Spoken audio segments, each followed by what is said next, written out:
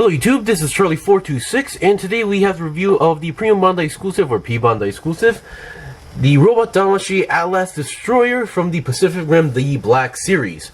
Now, this is actually a Jaeger from the Pacific Rim line, but this is not a Jaeger that we actually seen in the first two movies. This is actually seen in the Netflix series called Pacific Rim The Black. It's actually a anime series, and I say they did a pretty good job on what they did for it. So, let's get on to the review. Now, I'm pretty sure you're wondering why the color is so bright, like yellow and blue. What's going on here? I'll basically answer your questions regarding that as well. There's a reason why this thing looks like this. But overall, now when I first got this, I've been playing around with it for a few days, and I absolutely love this figure. It's sturdy. I like the size. It's just overall just fun to play around with this figure, and there's no worry of anything that breaks. So no worry, you don't need to worry about anything breaking, or no parts are fragile in this figure. Everything is sturdy as far as I know. Alright, so now let's get on to the review. So first of all, what you get, of course, is obviously the Jaeger itself. The Jaeger name is called Atlas Destroyer, and then we get typical fist hands, and then other than that, this is what you get. So you get typical open style hands. I believe this was a typical part that, or most Jaegers that they give out in the box. So nothing too special about that, but we get a new entire arm here. Now, the reason why we're getting this, and that for those who haven't watched the series, Atlas Destroyer actually later loses his right arm. And this Jaeger, as you can see, or for those who haven't watched the series, this is not a Jaeger that you will write out to fight Kaijus. This is actually a Jaeger used for training cadets. So this is a training Jaeger. So basically in the Gundam universe, this is pretty much the equivalent of a gym trainer. Now, for those who don't know what a gym trainer is, it's basically another gym, but colored in yellow, made with different materials, and has a two pilot cockpit there. So yeah, so it's basically for that purpose. So this is a training Jaeger, so it doesn't actually have any real weapons, but in the series you could do some simulations of actually as if it had real weapons. But once again, the actual Jaeger itself doesn't have any weapons. So the main characters, who are actually technically kids, had to not the young type of kids you think of, but you get the idea. They find this abandoned Jaeger in an abandoned base and use it to fight off a Kaiju. So that's basically the gist of it. I'm trying to not to mention too much story, or I'm not trying to give out too much spoilers on the series, because I know some people out there hasn't watched it yet, or who are now planning to watch it. Alright, so that's that. So which is why we get an entirely new arm, and this arm also has some really nice articulation here. So and then we get this part here. Now this part, we get this small red part, and this is actually plugged in. This is actually attached right away inside the box here. So I suggest once you pull it out, don't push it back in, because this part is actually inside there very deep, to the point where I could not pull it out with my hand. So I actually pried it out, and to the point where I actually had to damage the plastic here. So make sure you don't plug this in all the way in, or you're gonna have a really hard time pulling that out. And then we get this long piece here. This is actually a chain type weapon. So I believe this is called the Saber Chain, which it fires this chain, and these spikes here are actually all blades. So in the series, they actually use this one properly. You would fire this chain, and then this would wrap around the Kaiju around, and then you pull it, and then obviously because of these blades, it would cut the part off. So this is a very cool and unique weapon, if you ask me. So now, technically, this is not color accurate. These spikes / blades, especially these end tip here, has to be all like white / silver. But once again, being a Robot Damashii figure, obviously, and being this part's this small, they didn't really color it, but it's fine. I can understand that. And this arm, yes, as I mentioned, the Atlas Destroyer actually does lose his right arm in the middle of the series, so he does later replace it with this. I'm not going to mention how he gets this, but yeah, he does later get this arm, which is from a different Jaeger. Not really, I believe the name is mentioned. You can check that out in the wiki, but we don't actually have an image of how that Jaeger looks like. And no, it's not from Crimson Typhoon. It may look like it could, but it's not Crimson Typhoon. I can definitely tell you that. Alright, so let's get the rotating stand away and start the review. So, a little bit of a size comparison right off the bat. The main reason why I like this size is that when we compare this to the previous Jaeger I reviewed, which was the Guardian Bravo, it's much taller, and I definitely love the size of it. And once again, if you remember correctly, Guardian Bravo for the head visor, it's just painted. That's all we get. And as someone who loves like mobile suits with visor on it, and usually they should be clear plastic, but with this being a painted, thing, I wasn't too happy about it. But now this one, Atlas Destroyer, actually has a clear red piece visor on top of the head. I absolutely love that aspect going on here. So that really made me happy. And before we go on to the articulation, just one more size comparison. With a typical 1:144 scale HD Gunpla. This is the Premium Bandai version. You can see the height difference is kind of big.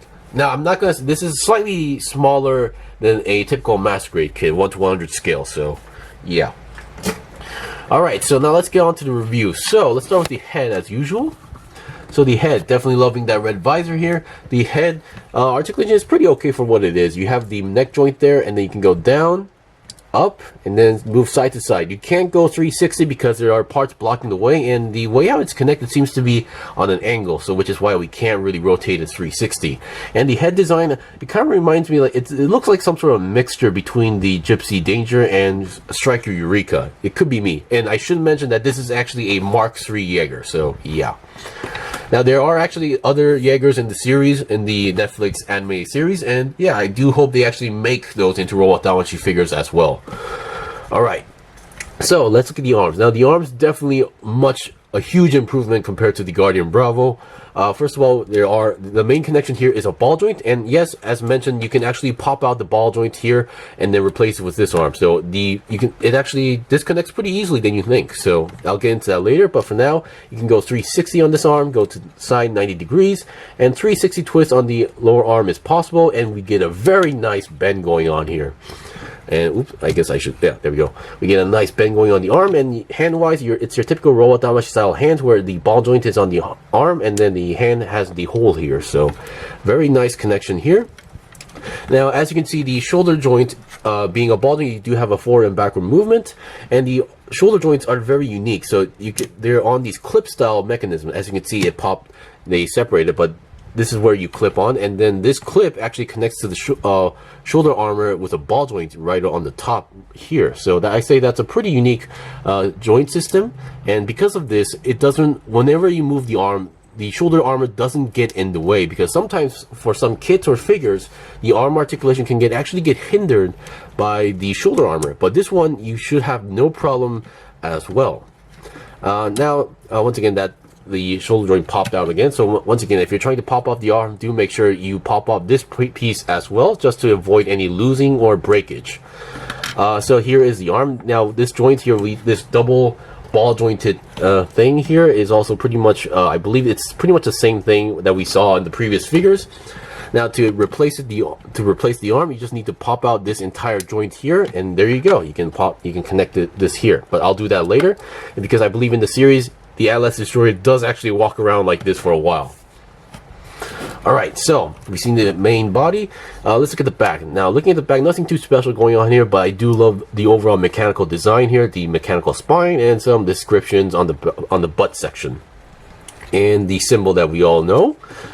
And let's see, in the main body, we do have a nice ab crunch going on here. This part is a separate piece, and then the top section is also a separate piece.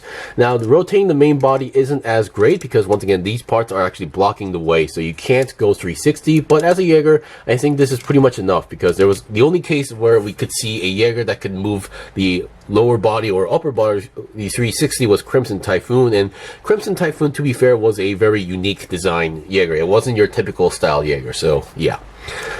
But yeah, definitely they did a pretty good job on the paint job right over here. Now, because at first when this series was announced and the Jaeger was announced, in terms of the series, when the design was announced, people were giving a lot of crap about this Jaeger, saying why is it so colorful, what is this, and but still, after we got into the story, a lot of people now kind of understood why the color is like this. Alright. So let's get the legs. Now the legs, they do have a slight movement on the side swivel, but no, it's a very low. It doesn't really move as much, or it could be just very stiff. But I don't want to risk breaking anything. So side swivel, there's not much.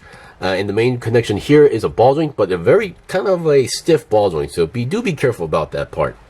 But we can go to the side, we can go to the front 90 degrees and then back also 90 degrees. So that's a pretty good range of movement. And despite having a ball joint, you really can't go 90 degrees to the side because the arm parts are actually colliding with each other as well. And then the bend wise, it has a very nice bend going on here. Definitely loving the mechanical looks on this part. And feet are your has these ball jointed connections, so you have a nice 360 rotation here and a nice pivot. And then forward and backward is no problem, but there's no toe bend here, so there's no parts of the feet actually bend. Alright, so we've seen the basics of the actual Atlas Destroyer. Now let's connect the extra arm here. So once again, it's just a pretty simple connection, just a ball joint connection, and there you go, you have a full connection. Now if you want to connect this onto the other side, you could technically do that, since the other arm can also pop out. I've tested that as well. So if you bought 2 of these figures, and then if you have 2 of these arms, you can go double claw arm if you want to do so. Now let's look at the articulation shears. Now thanks to the ball jointed connection, 360 twist is no problem as well. And going to the side here, now you have to be aware that what part moves here. So it's just the joint right over here on the top that actually moves. So you can see, you can kind of move to the side a little bit like that. You can go to the 90 degrees like that. So, but make sure you are moving the correct location here, because you can't force the ball joint to just go inward. So yeah. And then the bend here is also a double jointed bend, but the way how the design is pretty interesting. So we have one bend joint here and then another one on here. So kind of a interesting design if you ask me. And then looking at the claws, each claw is articulated on its own, only on the bottom ball joint, so not on the middle section. So you can't fold the top claws right over here. So don't do that or you're gonna break it. And as you can see, the claws can rotate a bit. So if you want to change the position, you can do that as well. And finally, the way how this claw arm works is that the way how he actually fires from the middle section there, you connect. Oop, there we go. Make sure you have the connection properly, and there you go. He fires the claw arm like that. So this is the Saber Chain. So technically, you could also fire this middle section. You could. This could, penetrate your enemy, but the main point is to wrap around the main enemy and then pull to cut off the entire part. So definitely loving that aspect. All right, so that's pretty much it for the review. So I'm gonna say this right off the bat. Now I do not own the Gypsy Avenger or Obsidian Fury figure, but this one is also very well made. I like the articulation. I like the overall sturdiness. I like all of its overall well balanced structure.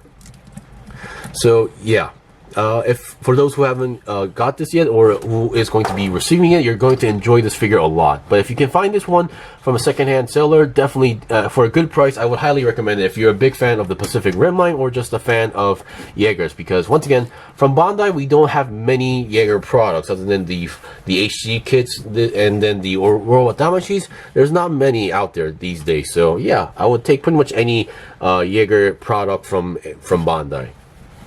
Anyway, thanks for watching the review. This was the review of the Premium Bandai exclusive Robot Damashii Atlas Destroyer. If you guys got any questions or requests, leave a comment below. I still have more stuff to buy and build and make reviews out, so please stay tuned. Until then, see you guys next time.